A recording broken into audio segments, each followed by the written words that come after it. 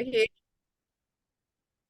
Hi, I'm Mary Jane John Pedro, a 500 level medical student at Nile University of Nigeria, Abuja, and I'm here to share my water stories.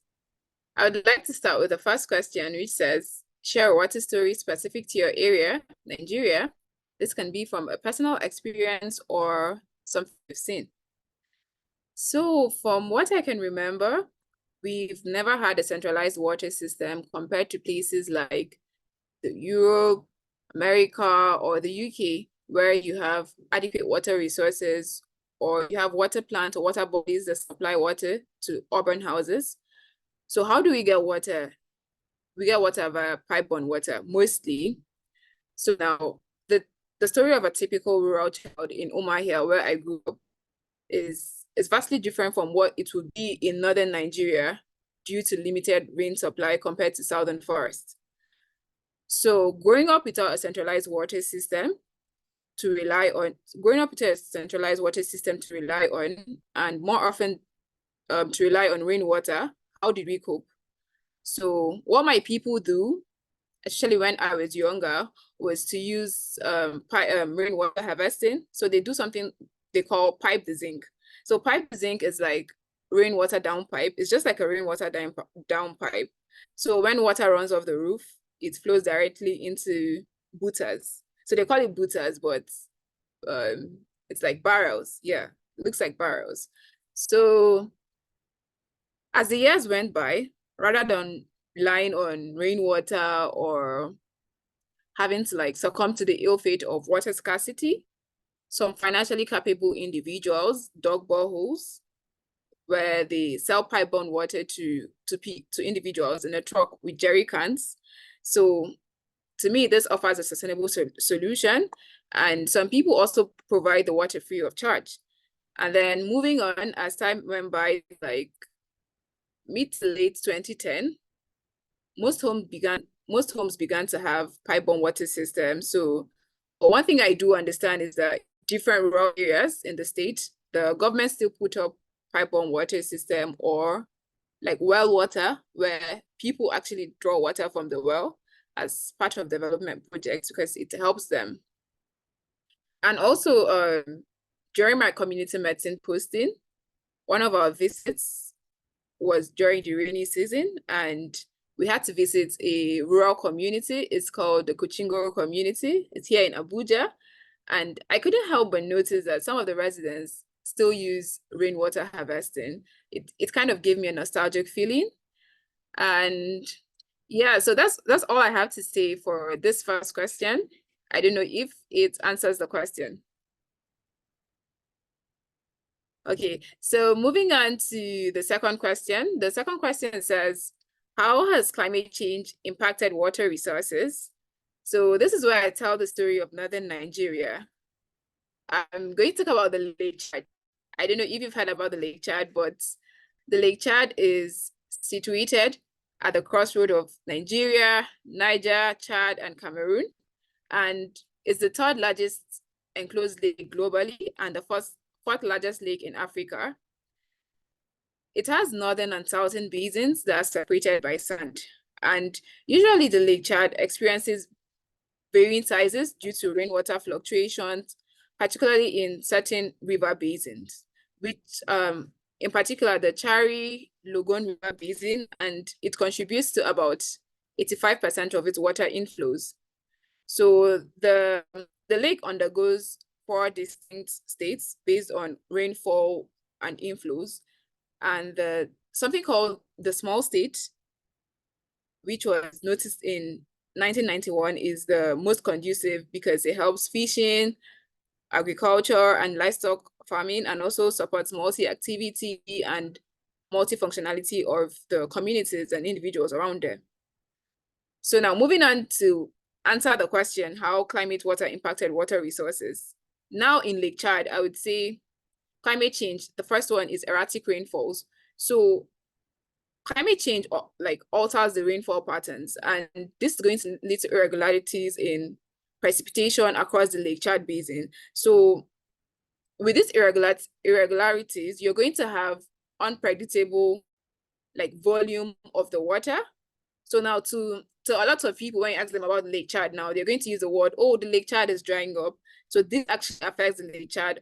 And yeah, just like the rainfall patterns, droughts too affect the Lake Chad. So because of droughts, there's like decreasing precipitation. So it's diminishing the water replenishment in Lake Chad. So there's obviously going to like be a decline in water levels and a shrinking water, surface area of the lake.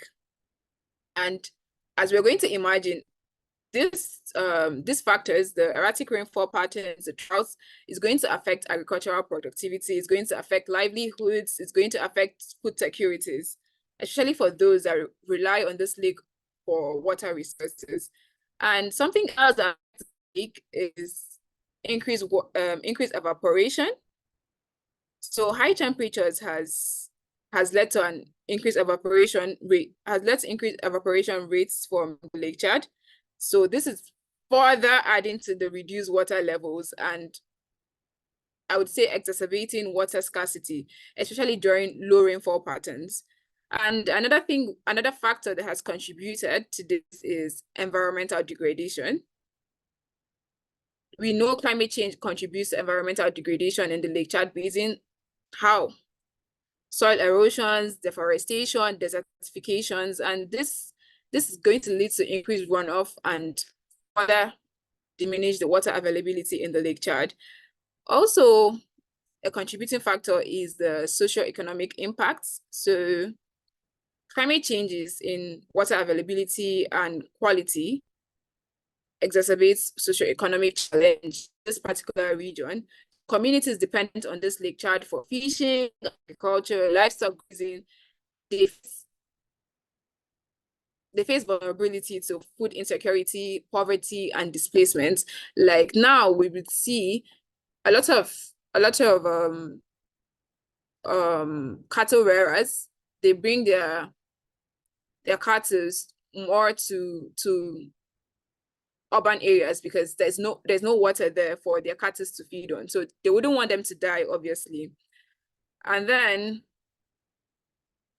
in my from where in my place where I'm from in southern Nigeria, I would say climate change has not significantly affected the way we access water. If anything has affected the way we access water is more of financial constraints. So the more money you have, the more you're likely to access clean water and sustainable water. Then I hope this answers your question for the second one. Okay, so moving on to the third question. The third question says, has your relationship with water changed since you were young? So this is a very broad question, and I would answer the question in the way I understand. So if you're not satisfied with my answer, you can let me know. Is that fine?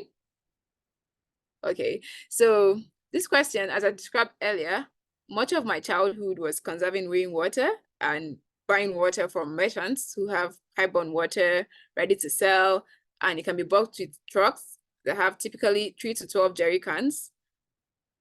As I got older, things improved, and families like mine were able to have pipe-borne water in our household. So generally, for most part of my life, remained stable. Even when I moved to the university here in Abuja, we still have clean water. I can use the toilet whenever I want. I wash my hands. I drink clean water. So I would say my relationship with water has been stable since I was a child. Thank you so much for sharing. I want to ask one question. I'm really interested in the socioeconomic impact. Do you think that because water insecurity has led to like a difference in who has access because of the pipes, how that can lead to maybe social issues as well? Yes, of course, it's going to lead to social issues, but it depends on what social issues you're interested in, because there are like vast of social issues, a lot. So it depends on which one you're interested in. I talk from the aspect of being a female. In terms of social issues, I would definitely have to talk about period poverty. So period poverty doesn't necessarily mean, it doesn't focus just on not having pads available. It also talks about the other things that come with being on your period. A lot of girls don't have clean water access. I wouldn't even go too far. I stay in Asokoro, and there's this place called the Asokoro Village, and a lot of patients that come to the Asokoro General Hospital, which I'm doing my posting in, they they don't they don't wash often because the girls will say, we do have to go fetch water or we have to buy water, so they have to minimize the way they use water, which shouldn't be. So that has affected. I feel like that's a social issue relating to water resources. So I don't know if there's more, if you want me to talk about more social issues. And also drawing from the Lake Chad, the diminishing levels of the Lake Chad is actually contributing to the economy, is having a social impact because it's leading to more insecurity. When people they don't have water, they don't have good food, they don't have places to stay because of the whole instability, it leads to increased crime rates because they have to survive. So they're going to like devise impure means of surviving, which is actually leading to high insecurity in the country. It's a debatable fact. I would say it's a fact, but it's kind of debatable. Well, thank you so much for sharing. In the future, I need to reach out more to hear more about all these specific things, but thank you so much. The recording Yeah, here.